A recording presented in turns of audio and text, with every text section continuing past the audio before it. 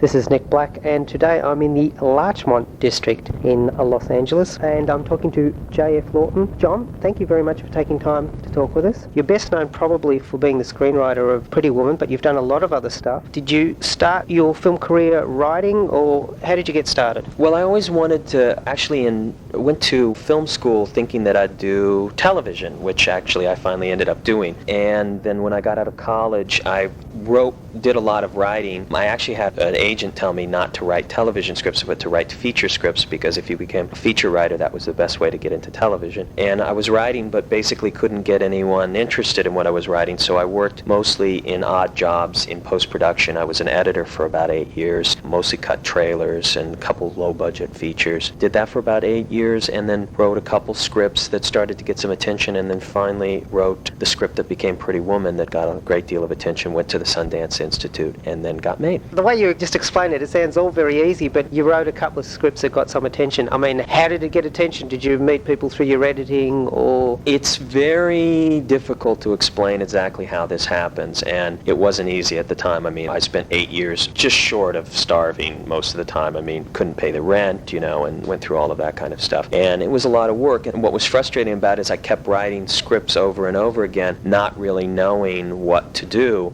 and how to break out. And ironically, the mistake, I didn't really understand the way Hollywood works, and I kept thinking that since no one would hire me to write upscale things, that it was better for me to write low-budget things, which is actually the wrong way to go. So I wrote things like, I wrote The Hunted, which was a ninja movie that later got produced, and I wrote genre things like ninja movies, like Wacky Fireman. I kept writing in different genres, and that too probably wasn't such a good idea, because generally speaking, Hollywood likes to box you into one specific kind of genre. So really what happened was I finally got frustrated and decided to just write something completely different. And so I wrote a very offbeat script, non-commercial script about a one-legged lesbian stand-up comic. It's called Red Sneakers. And you'd think that, well, if you just write a ninja movie or you write an action movie or what, but the fact that this was such an unusual script, it was so different, got a lot of attention in Hollywood. And how it did is a little complex. Part of it was that by that time there was a manager that was trying to help me and was sending the scripts around, although he hadn't actually had a lot of experience in Hollywood, went on to become a terrific producer named Gary Goldstein. But at the time he was breaking into Hollywood too, so he just sent the scripts around. So part of it is there's a mass of readers in Hollywood, they're D people or whatever, and they read scripts, and it's funny because sometimes you'd think that you send out a script like The Hunted, you don't get any reaction, and you think that that means everybody hated it. And then later you'll find out 3 years ago somebody will say, hey, I read that script, I read The Hunted, it was pretty good. We couldn't do it because we weren't looking to do a ninja movie, but there's a kind of a critical mass. So a lot of times everybody wants the success story of you write a script at USC, your first script, and it gets made into a movie. It doesn't generally happen like that, but sometimes over a period of 4 or 5 years, people can become familiar with your work, you can start taking meetings, and then suddenly you'll hit a critical mass. And that's what happened. Red Sneakers, I think, got a lot of people's attention. Even to this day, every young actress wants to play that role. It's a very... Even though they have to chop a leg off. Yeah, exactly. But it's a very uncommercial movie, and I don't think it'll ever get made, but it got people thinking about it. And then when I wrote Pretty Woman, which was originally called 3000, that was a little more commercial, but still in that same kind of world, it got a lot of attention and eventually got made. Well, let's go back to a film that you wrote and directed, Cannibal Women in the Avocado Jungle of Death. Now, that has to be one of the best titles, and it was your first film and went off the deep end, directed it as well as wrote. Tell us a little bit about the experience. Well, that was happening about the time that I was starting to get I hadn't had anything produced, but I was starting to get a reputation as a fairly good writer, and actually had been accepted by the Sundance Institute, which was really prestigious. I had been working as an editor for Charlie Band, and Charlie Band is a kind of Roger Corman type producer, and I had edited a film for him that was so bad it couldn't even be released straight to video. So I was brought in to, quote, save it, so I re-edited it and put it together, and then off of that, and the fact fact that I had some heat as a writer, he was making some low-budget movies called urban classics, which you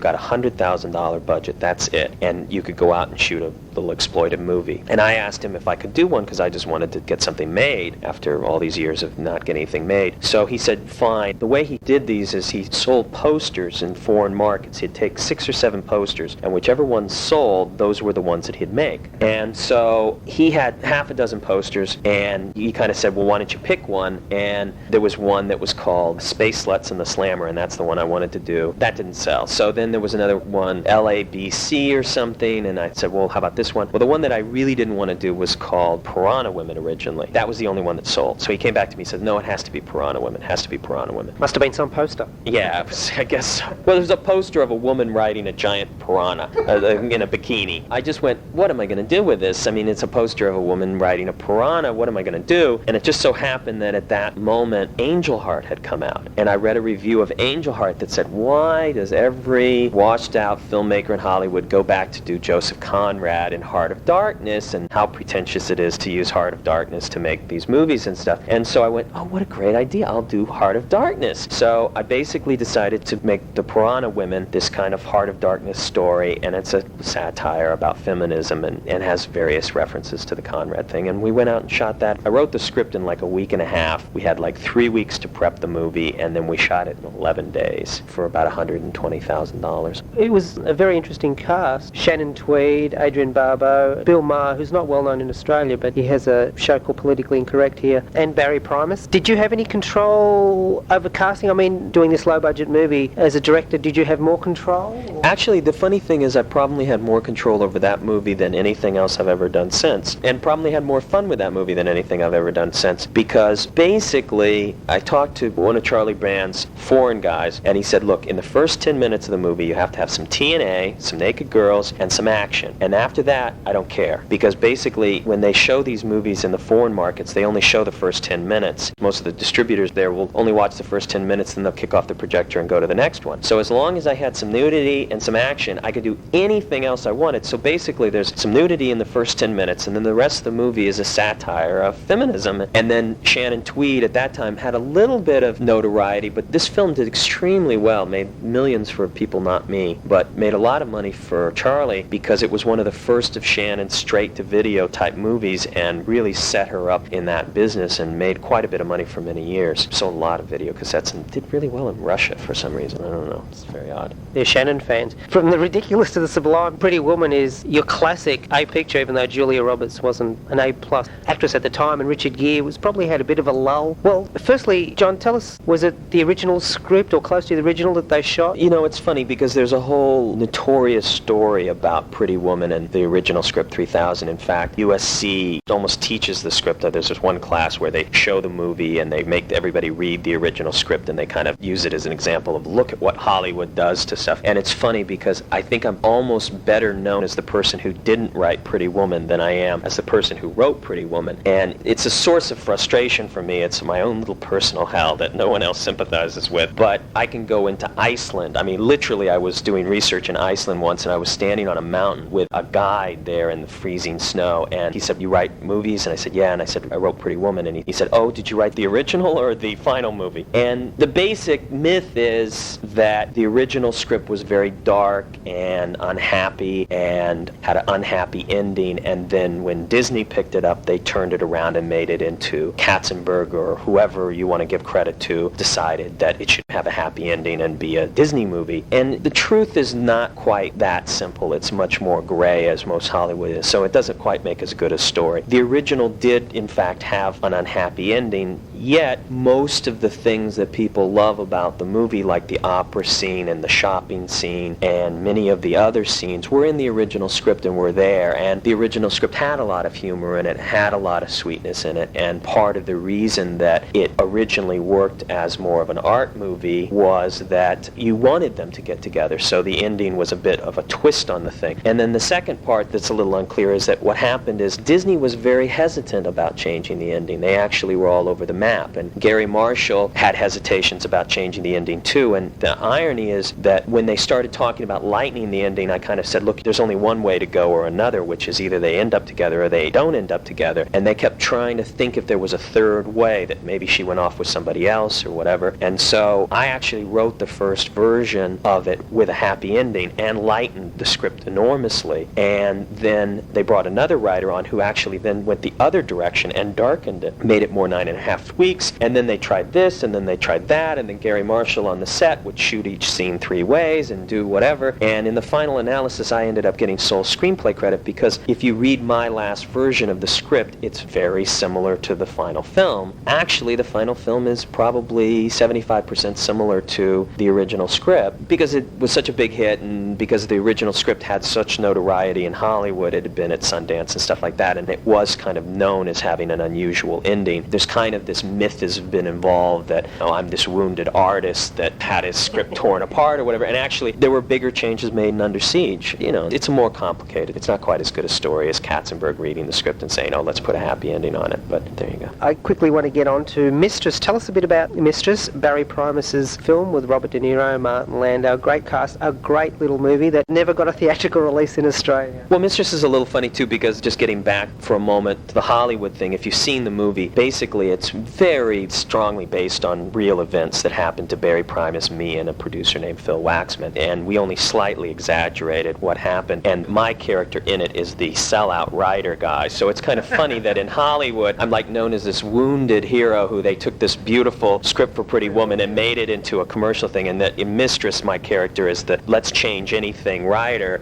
and Barry was trying to get a movie off the ground called Actors. It was a very artistic type movie, and the producer wanted to know if there was a way to make it more commercial, so he brought me in to talk to Barry about the script and stuff like that. Anyhow, the producer literally was going to get the movie financed by going to a millionaire and putting the millionaire's mistress into the film who wanted to be an actress. And Barry, being a very serious actor and very serious artist, was very conflicted by this about whether he was selling out and whether it was the right thing to do and whether the girls could act. And he and I got into terrible fights about this whole thing because my general attitude was just get the movie made. And as you can see from Cannibal Women and the Avocado Jungle of Death. So we had this ongoing debate about it, and anyhow the whole movie fell apart, and then the producer actually found another millionaire with another mistress, and we went and met this person, and it was after that meeting that Barry looked at me and said, what we're doing is more interesting than the movie we want to make. So we sat down and wrote Mistress, and then Barry spent the next few years trying to get it made, and actually some of the scenes in the movie were actually written just prior to getting the movie off the ground because it took him so long to get it made, 5-6 years, and not 5-6 years like, you know, I've had movies that have taken 5 or 6 years to get made, but you know, you work on them a little bit and then they fade away. I mean, Barry worked every day trying to get this movie made for 6 years. I mean, every